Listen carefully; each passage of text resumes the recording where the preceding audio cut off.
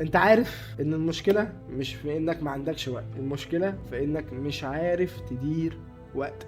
انت عارف ان المشكلة لا في الظروف ولا في المجتمع ولا في اقتصاد دولة ولا كل هذا الهري، المشكلة فيك انت اللي ما اشتغلتش على نفسك، واللي مش عايز تشتغل على نفسك وبتدور على اي شماعه عشان تعلقها. لما تيجي تدور كده على كل المشاكل احنا بنعيشها هتلاقي ان انت بتحط لها اسباب هي مش اسباب حقيقيه، هو سبب انت حطيت سبب بتهرب بيه من السبب الحقيقي اللي هو في الاول والاخر انت.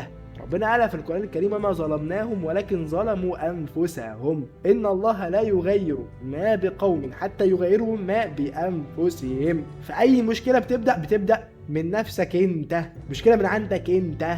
برضو اللي يقول لك مثلا في الشارع انا ما بعرفش البنات اللي بتلبس مش عارف ايه وبتعمل ايه، انت اللي مش عارف تغض بصرك، المشكله من عندك انت. كل واحد بيحاسب على نفسه هو، فاهم حاجه؟ فاحنا للاسف بنحط اسباب غير واقعيه بالمره للمشاكل بتاعتنا، او اسباب وهميه للمشاكل بتاعتنا بعيدا تماما عن السبب الرئيسي. الناس اللي بتقول لك انا ما عنديش وقت او مش عارف انظم ايوه، عشان انت مش عارف تنظم يومك، مش عارف ترتب اولوياتك، مش عارف تحط ايه قبل ايه. اي حاجه بتروح في خروجه اروح، في قاعده مع الاهل اروح، فاهم؟ مفيش ترتيب لاولويات حياتك، انت ماشي كده لو الوطن.